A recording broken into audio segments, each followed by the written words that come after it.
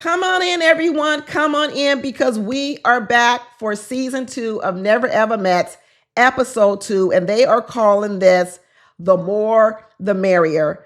We're going to be calling it Foolish and Foolery Friday. Of course, every week it's going to be Foolish and Foolery Friday on TV. But the title of this show, The More the Merrier, we could come up with a lot of names for it. What do they say? More money, more problems, well, maybe more babies, more lies. Could we call it babies and vegan butter? Should we call it bikinis and babies? Any way you slice it, baby's gonna have to be in the title because more secret babies, y'all. Can you believe it? Courvoisier done come up with another secret baby, and his baby is a month old too. Babies are coming out the woodworks. Is this what y'all young people are doing nowadays? Lying about babies out here? Since when did we start hiding babies to this degree, y'all? This is too much. This is too much. This is sad.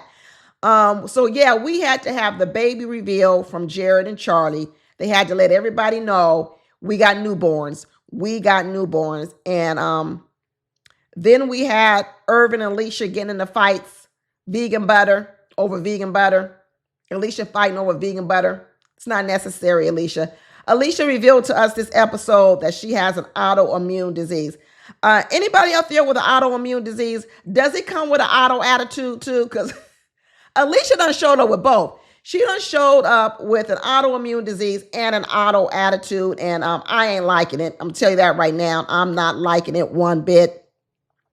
Tatiana is over here with Courvoisier. We found out that Courvoisier got a secret one-month-old baby too.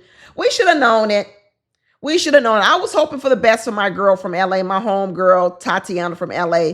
But we should have known better that a man with a name like Courvoisier, 4 syllables, was going to be difficult. When you got a difficult name, you're going to be difficult too. 4 syllables, Courvoisier. That's why I'm calling you Courvoisier, because I guess maybe that's what you was drinking. You've been drinking to come up here with a month old. Everybody leaving their babies. Where is Charlie's baby? The baby got to be in a hotel down the road because I don't really know what she's doing. Is she pumping and FedExing breast milk back home to wherever she's from? What's she doing? Freezing breast milk and FedExing it overnight? Is she pumping and then dumping, pumping and dumping? Nah, she got to be refrigerating that milk and sending it down the road with a 1 month. That baby got to be with a nanny. I want to hope for the best. I want to hope that this baby is down the road in a hotel and they have given her a nanny. That's what I'm hoping for. So we got Ty and Brittany cooking us dinner. Uncle Bubba. Ty is looking more like Uncle Bubba in the house. I tell you, he really is. And then we got some activity going on with Alexis and Chris. And Chris says, I'm not liking what I'm seeing. But a whole lot to talk about, y'all. A whole lot to talk about. So I'm going to play my introduction video. And during this time, please, y'all, like the video. Don't forget to subscribe. And don't forget to leave a comment.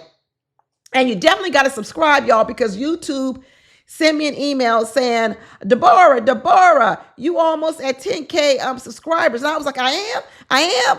And they said, yes, girl, you got to keep going. So y'all got to help me get over the hump. I don't know. I must be close. I haven't even looked at the number, but I got to be close because they done told me I'm close. Please, y'all, go ahead and take me over the top of the 10K subscribers. I appreciate it. I appreciate all y'all who have been subscribers and members of my channel for these past 2-3 years. I can't believe I'm at 10K. This is amazing. But when we get back, we're going to talk about Foolish Friday, more babies, more lies, vegan butter and babies and bikinis. So see y'all in a minute.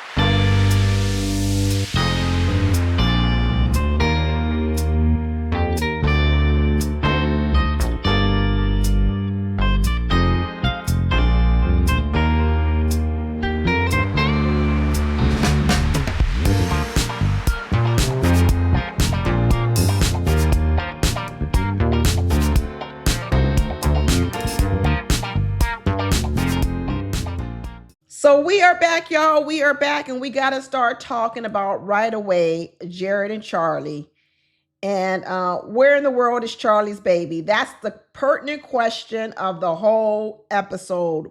Where in the world is Charlie's baby? And now we can add to that, where in the world is Jared's baby too? Because we done figured out that Jared got baby too, that's 6 months old. These two. I told y'all this was no real relationship. It's not a real relationship. It was a fantasy. It's where the two of these people would meet online. That's what it was. Where the two of these people meet online to forget about their real lives. Charlie was forgetting about the fact that she was pregnant with 4 kids. And Jared was forgetting about that he had 2 kids. But they can't hide no more. They can't live in a fantasy world no more. Because Jared is over here talking about how I'm going to take care of 6 babies. I barely can take care of the 2 I got. Exactly. Where they at? Where are the babies? Probably with the baby mamas. And more than likely is by 2 different women. Same thing with Charlie. We know all her 4 kids are not by the same man because her oldest is 12 years old and she got 2 middle children and now a 1-month-old. We don't know how many baby daddies there are. We really don't know. But Jared is over here talking about we got the Brady Bunch now. The Brady Bunch without the Brady Bunch money. That's quite a bit different. Them kids gonna be mad at Charlie. Them kids gonna grow up and be mad at their mama and say, why did you have me born into this situation? This is selfish. I know a lot of people think no big deal. I can have a baby on my own. I don't need no man. I don't need no woman. A man can make babies without being with the woman. The woman can make babies without being with the man. That's fine because y'all can go off and get you another man. Y'all can go off and get you another woman. But guess what? Folks out here can't go get another biological daddy or a biological mother. Woo, y'all, people need to start thinking about more than themselves, how they can pivot. Oh, I don't need no man. I don't need no woman to raise no kids. Well, maybe the baby wanted a mother or a father. Woo, woo, woo, woo, woo. Oh, well, I hope all Charlie's children, when they grow up, don't come back and later resent her for the circumstances in which they brought them babies into the world. That's all I'm saying. I hope it don't go south. It's the battle of the lies. And the funny thing is, once Charlie found out that Jared had a 6-month-old herself, she had the nerve enough to get a little funky attitude about it. Why you lied? Girl, you done lied about a whole 3, 4 kids. And now you trying to jump down Jared's throat, realizing that he had a 6-month-old. Well, I guess she must have caught herself because after a while she said, you know what? I can't be a hypocrite. I can't be a hypocrite, so I might as well just go ahead and go with the flow. Because from what they tell us, they in love. He said that Charlie is the love of his life. And I guess love, what's love got to do with a lie? If I'm the love of your life and you can lie to me like this, don't love me no more. Please, don't love me no more if you can lie to me like this. Charlie was the one that said she wanted to tell the group that she's tired of walking around keeping the secret. She said she want to be herself. She want to be free. She want to show up authentically with the group. And she says, she ready to tell everybody and stop lying? Funny thing is, she been lying to Jared for over 9 months, but she meet these people in 2 days and all of a sudden she want to tell them the truth. I tell you, this is something else. Like I said, don't love me. Don't love me if you could lie to me for 9 months, but then you meet complete strangers that you don't even know, but you're willing to tell them the truth in less than 48 hours. Charlie said she ready to get her freak on. When she was sitting there with Jared on the couch and she was looking at his man thing, she was like, oh, it's looking at me. It's looking at me. Close your legs, change them shorts because right now it is calling my name. They got to get a little bit sexy and intimate when they had that little painting show. Everybody started painting. And Charlie had on her zebra one piece. And that's when Jared let us know, I'm going to paint everything zebra stripes on her because that's what she is. She's zebra stripes. She's black and white. And all her life, people have said they didn't know if she was black or not. But he says, look at this booty. This booty ought to say it all. She definitely black. When they finally told the group that they both had newborn babies, but they was gonna stick it together and stick beside each other, the group didn't know if they should gasp or if they should say congratulations, if they should say I'm sorry. They didn't know what to say, but in the end, they did the right thing. They said congratulations, and then what they did was they went behind closed doors and talked about them behind their back. Because y'all know that's what you would have done too. You would have said congratulations, and then y'all would have went to your bedroom and talked about them behind your back. Even Crevassier was sitting on there acting like he was sick to his stomach hearing the news. At the time, we didn't know Crevassier had another baby himself. We just thought he was perturbed by the information. But now we know he was really sick because he realized the walls are closing in on him. He said, they coming down my street. They coming down my street. They getting really too close to my own secret. Now I know why he was looking so scared. Cinco let Jay know, and listen, if that would have been you, I would have been out. Cinco said, I ain't putting up with that. Absolutely not. He said, I know we want to raise an NBA player and a WNBA player, but I ain't asking for no basketball team out the gate. He said, that ain't what I'm looking for. I ain't looking for a full squad before we even get married. But if the drama of Clay and Charlie wasn't enough, then Alicia said, let me go ahead and get it started up in here because I got to stir up some trouble all on my own. And like I said in the introduction video, you know what, Alicia, this autoimmune disease, I know it don't come with this auto attitude that you done, because this attitude of yours is showing up too much. It is showing up too much. Remember, Alicia was the one that told us that she ain't no girlfriend, she a wife. Not with this attitude, you ain't. This is definitely girlfriend attitude. This ain't wife attitude. This is girlfriend attitude. And to be honest with you, Alicia, it could be side chick attitude. It definitely ain't wife attitude. When Urban was trying to get up close and personal with her, she said, I'm a traditional girl. Really, Alicia? This is like I said, what is traditional about Alicia? Not this attitude. Nothing is traditional about what she bringing. No one want to see this every Thanksgiving dinner, every Christmas, every Easter. What kind of traditions are you starting? Alicia said, you know what? I want us to be about the whole mind, body, and spirit, the heart. I don't want to rush it too much. And you know, when Alicia was talking about this, I was starting to believe that Alicia maybe got some body positivity problems, and she don't really want Irvin to see or touch on her body too much. Because I don't think she's quite comfortable in her skin. That's what I'm thinking. You know, and then later on, she tells us that she did have an autoimmune disease and that at that time she cut off all her hair and she lost a whole lot of weight. So I'm starting to believe that some of this standoffishness, some of this sort of like skittishness, some of this sort of irritation is coming from stuff outside of Irvin. Because what Alicia is given to not only Irvin, but later on Ty, who I'm going to call Bubba Ty, she was given too much. It was too much heat on it. It was definitely too much heat on it. But when they went out there and they was painting each other, and she was painting him like he is the Black King, that's what she said. When he got ready to paint her, she said, don't touch my rolls. She said, don't touch my fat rolls. Don't pinch them and don't touch them. I guess he had to work around them. But he was right in telling her that she is powerful. She can do all things. And for a minute there, he was about to reveal her secret that she was an autoimmune. She had an autoimmune disease, and she had to clear her throat. No, you don't. No, you don't tell my business. And that therapist or that healer or whoever she is had to say, oh, there you go right there. That right there is saying you do not have consent to reveal her information.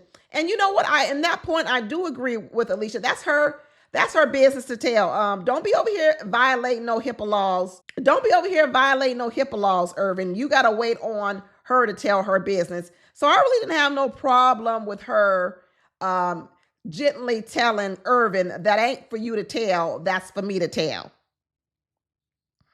But I like the sentiment of what he was drawing. He said he drew some angel wings on her back. He said because when he saw her, she was like an angel.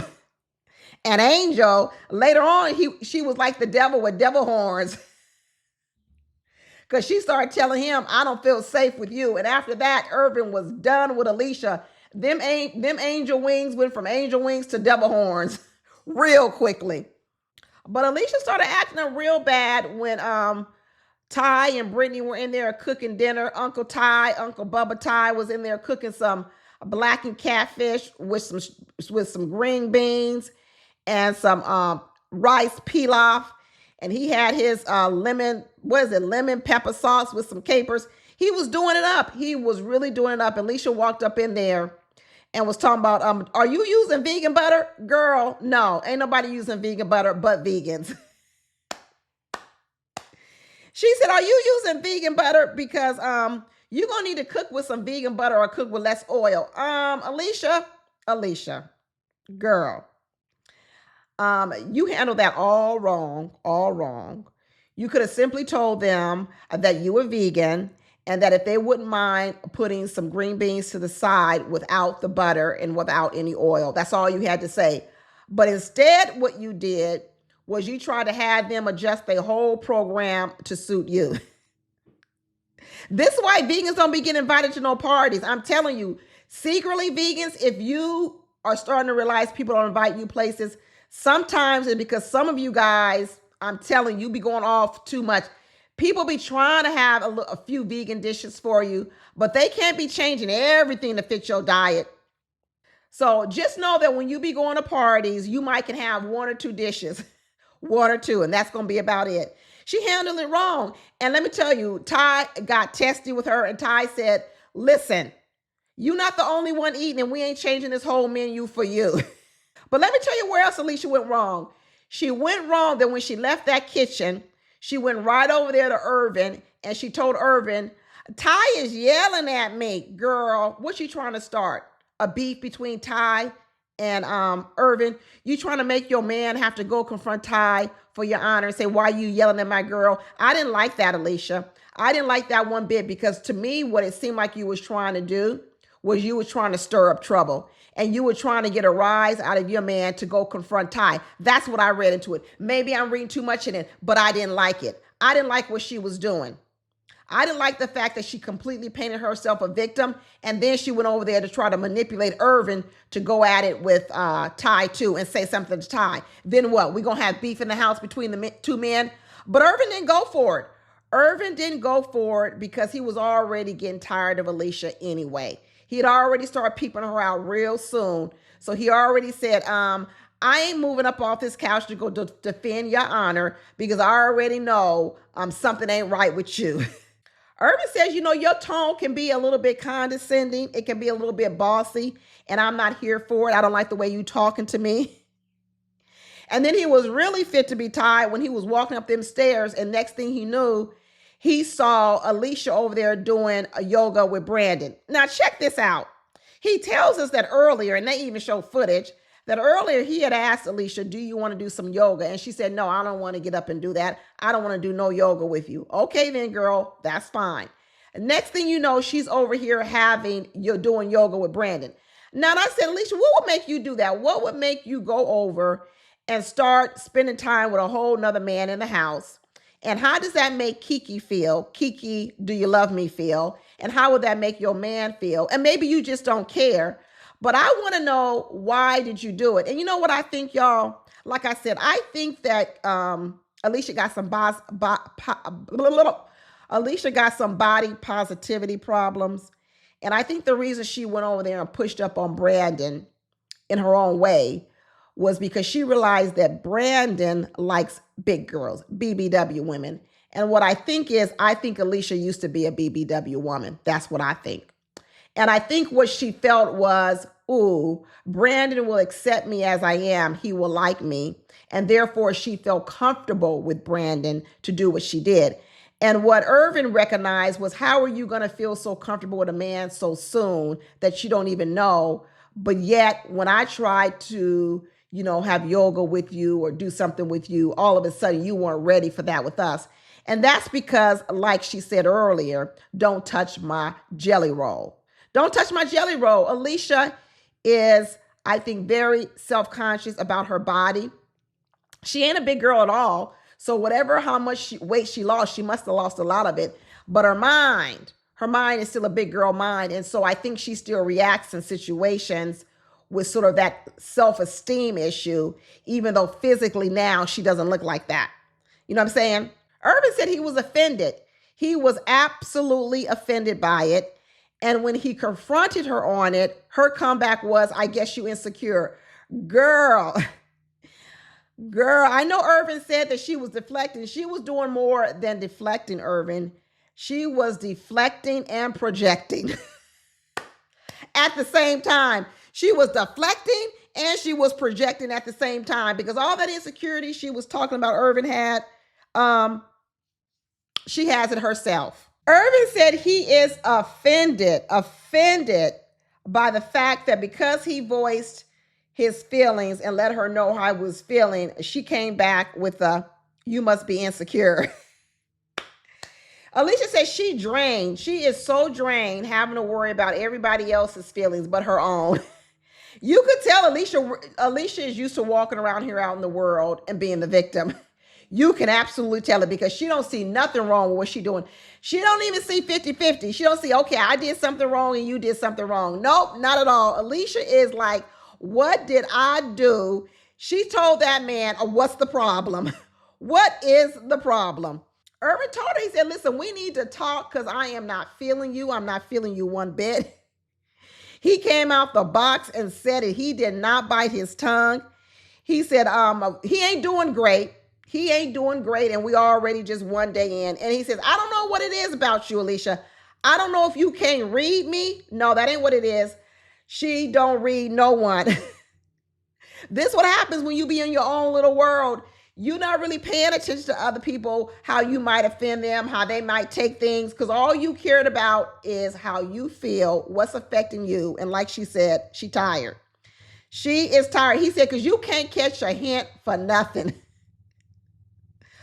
For nothing. He is insulted. He said, you got a way of flipping everything and putting it on me as if it's all my fault and you did nothing wrong, a zero accountability. And as his voice started to rise and his tone started to get a little bit stern, Alicia started saying, uh-oh, let me pull a Karen. Let me pull a Karen. I don't feel safe. Are we going to have to change her name from Alicia to Karen?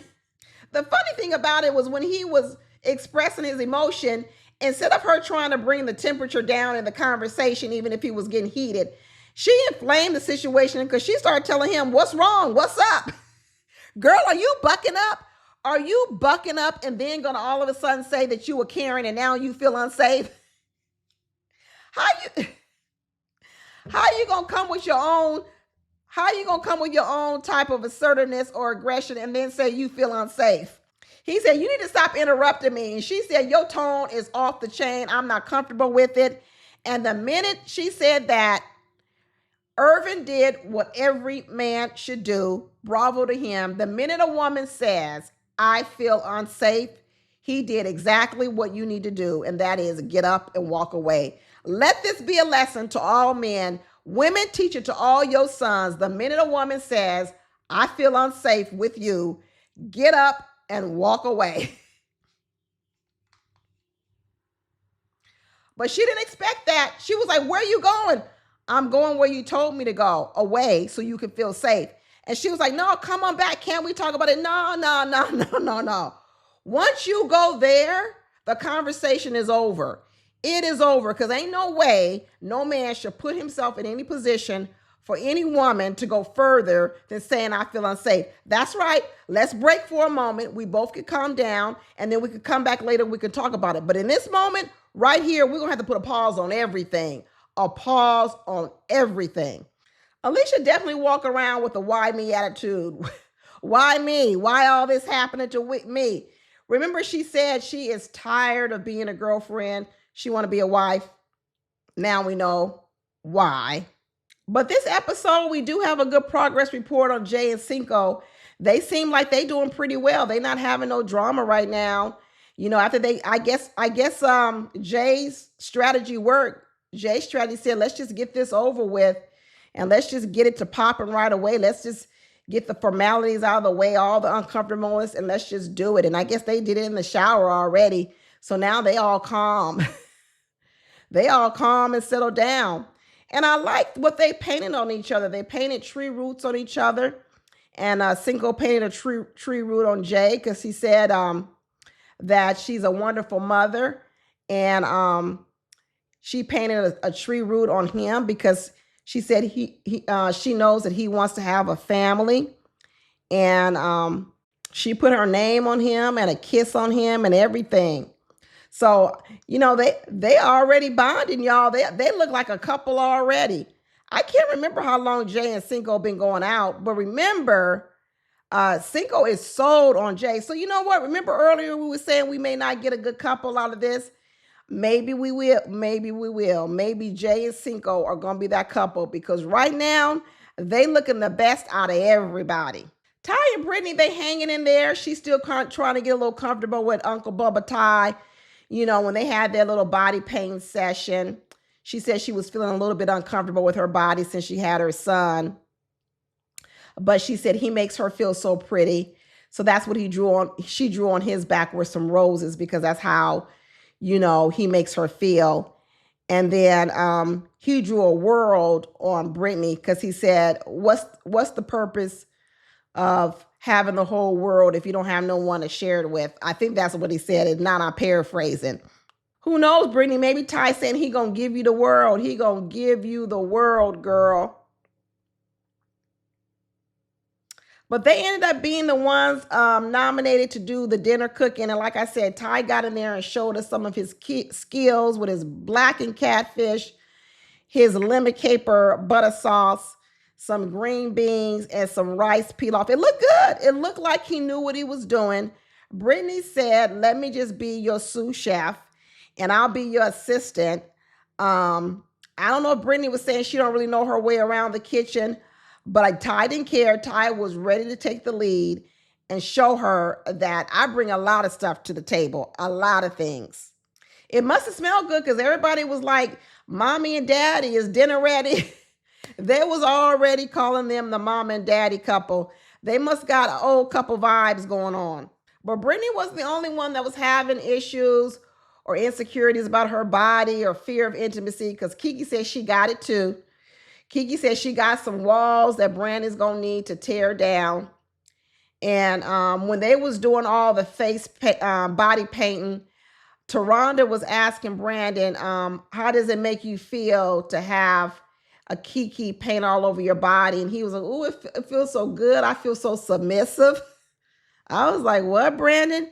He was like, he loved it. He says, I feel so close to her, and he loves the feeling of feeling submissive to Kiki.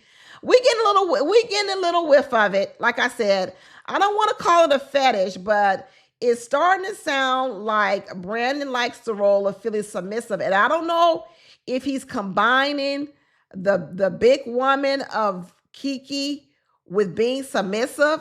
Like what? Like she gonna sit on you? Like she gonna torture you? Like, I don't know, Brandon. This is a little convoluted. I'm not gonna lie. It's sounding a little bit convoluted, Brandon. And it was funny because I saw another clip of Brandon talking in another video, and they were asking him who his celebrity crush was. And Kiki said her celebrity crush was Chris Brown. And I was like, well, Chris Brown is, he got a history of showing some aggression, assertiveness. But Kiki, you got a man over here named Brandon. He want to be submissive. So I don't know what that's going to go like. And then Brandon over here said his celebrity crush was Megan Good. And I was like, these two are with the opposite of what they say they like. But I guess that's why it's a fantasy. I guess maybe this is the real world. That's the fantasy. I have no idea. But after Brandon planted on Kiki some flowers, because he says flowers are going to bloom, hopefully this relationship blossoms into something beautiful. Next thing we know, Kiki was looking a little sour over there because I guess she got a secret too. Not another baby, Kiki. Don't tell me you hiding a baby too at home or in that belly. Please don't tell me you're hiding a baby in the belly, Kiki. We cannot take no more baby reveals. We can't take no more. But we know who ain't going to be having a baby together. That's Chris and Alexis. This relationship ain't going nowhere. Nowhere fast because Krista already don't like Alexis. It shows all over his face. At this point in time, Chris is here for the check. I hope it's good. I hope it's good. I hope you get some credits because Chris does not like Alexis. No way, no how. Now we know why Alexis likes younger men because she want to run all over him. She want to run over him and boss him around. And Chris says, I am not the one nor the two. And Chris, where is Maya? Where is Maya?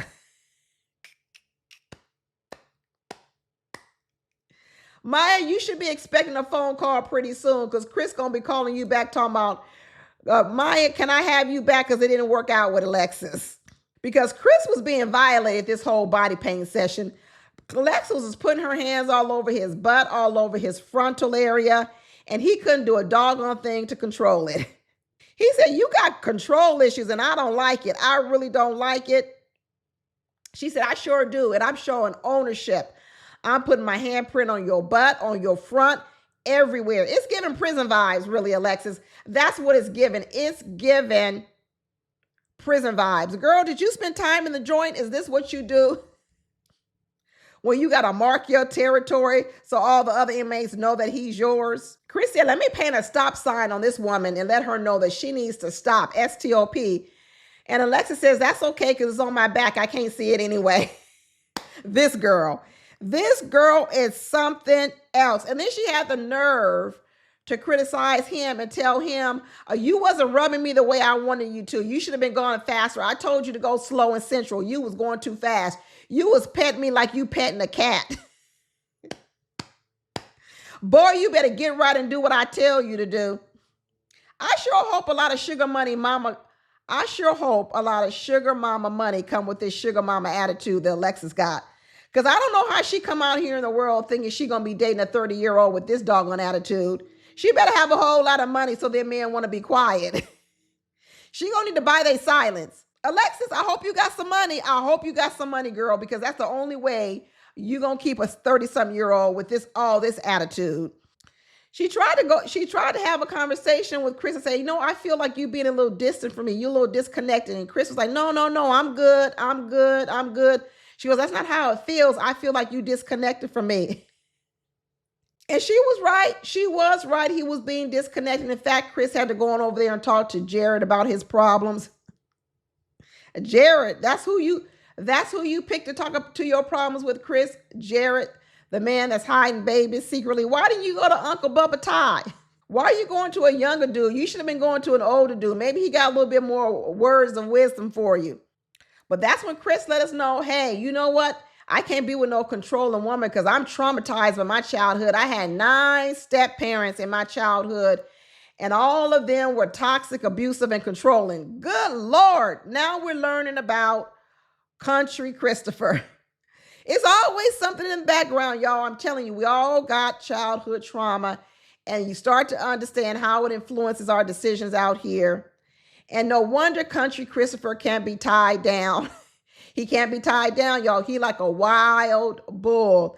He like a wild stallion out here. He cannot be tied down for long. He probably out here jumping from woman to woman to woman to woman because he's out here fighting being controlled.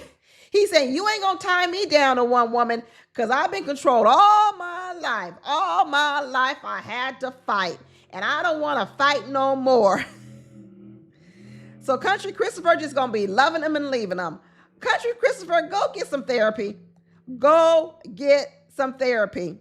Jerry said, well, Alexis is from Jamaica, or at least her parents are Jamaican. And Jerry just basically said all Jamaican people are controlling. He didn't say it outright, but when you listen to what he was saying, that's what he was saying. He said, they controlling, man, so I don't know what you're working with. Well, Country Christopher, if you don't like controlling people, isn't it odd that you got with a controlling woman? Like I said, the very thing that's part of your past trauma, you end up marrying it. Ain't that terrible how that works out sometimes? The very thing you trying to get rid of, you drawn to. Here's a hint. When you dating somebody and you know you got trauma and you feel good with them in the beginning, you probably should be a little bit concerned Because when you feel comfortable with them so soon in the beginning, more than likely it's because you are identifying with your childhood trauma and it feels familiar. Really, what you should be looking for in a partner is somebody who makes you feel a little bit different. Because that's when you know it's not familiar. Because if you used to someone being controlling, Country Crystal, that's probably why you was talking to Alexis the whole time. You need to get with a woman who makes you feel a little bit uncomfortable, because more than likely it's because you're not used to that type of a person. So there go a tip for you, Country Christopher, but go get some professional help. Instead of running around here going on reality TV shows, you need to sit down on the therapist's couch and work this all out so you can just stop jumping from woman to woman and from reality show to reality show. That's all I'm saying. Anyway, that's all we got for season 2, episode 2, Foolish and Foolery Friday. I'll look to you guys to join me next week, but don't forget to like this video and don't forget to subscribe, because I'm trying to get to this 10K mark. I sure am. And thanks for joining me, and I'll see y'all next week. Bye.